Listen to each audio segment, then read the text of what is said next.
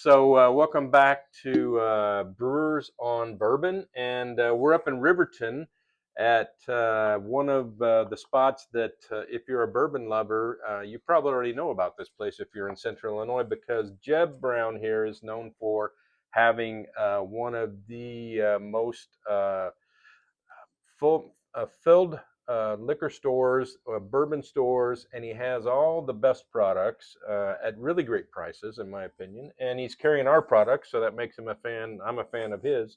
But we did a show up here, or a school up here a while back, Jeb, and I hope to do another one here in another few months. And you've got one going on here tonight, right? Yep. Uh, about one a week anymore. It seems like we've been blessed enough to see master distillers and owners of independent companies and stuff like that coming out, and everybody knows that's where my bread's buttered. That's in the front and back is being an independent owner and giving people things that they may or may not have ever tried before. So tonight we got Old Louisville. Amin, the owner's here tonight, bringing in some nice stuff, just like you guys. Most the sold out crowd tonight's probably never tried many of them at all, and turn a bunch of new people onto his product as we have yours.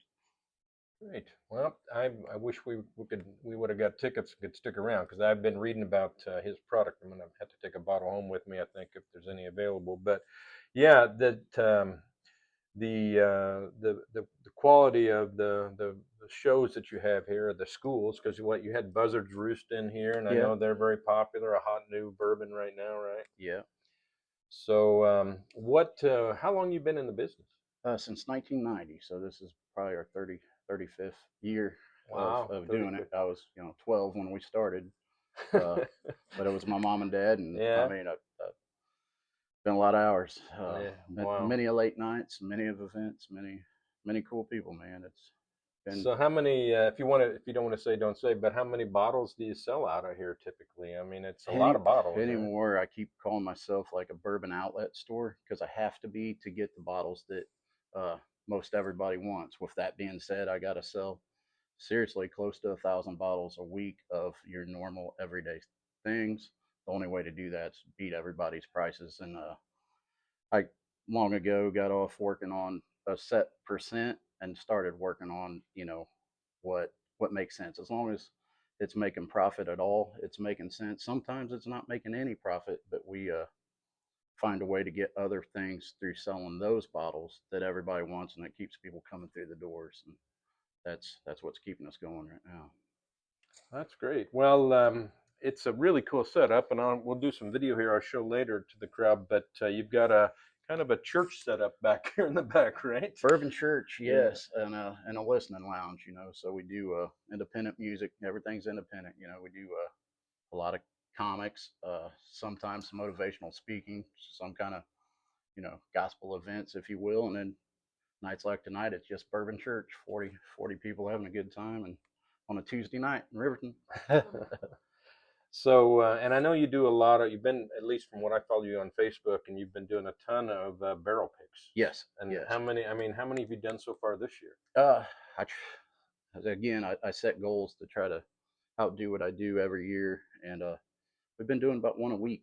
So Wow. to turn and burn barrels. Now some of these guys are letting you buy with calling it a barrel pick at less bottles than the full 200 to 220 range, and some of them the 220 isn't enough, and you get them and they sell so fast. But yeah, like you were talking, getting some barrels and doing some collabs. That's what it's all about.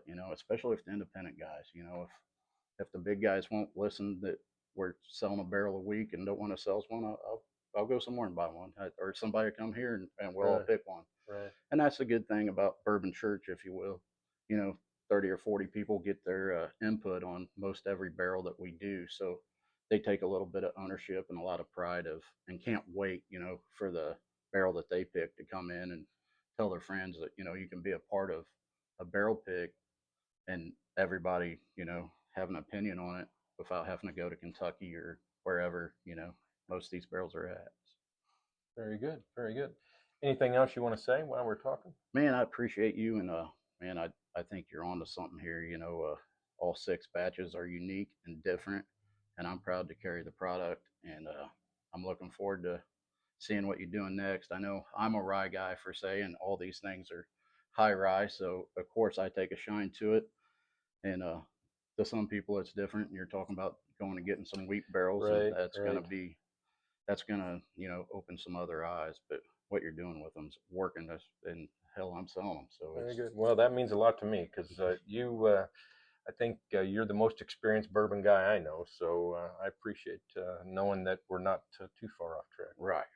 We're gonna just keep beating it, and the more times we do things, the more we're out in people's faces, and do a couple of events every year, and just grow it together. That's what it's all about, especially for us independent guys. Yeah, The corporate guys and the big businesses ain't always looking out for us, so we got to look out for each other, and that's that's for what we sure. do. Yeah. Very good. Well, thanks for having us in. I know Yeah, you're on a busy night, so cheers. hell yeah. Thanks so much, Phil.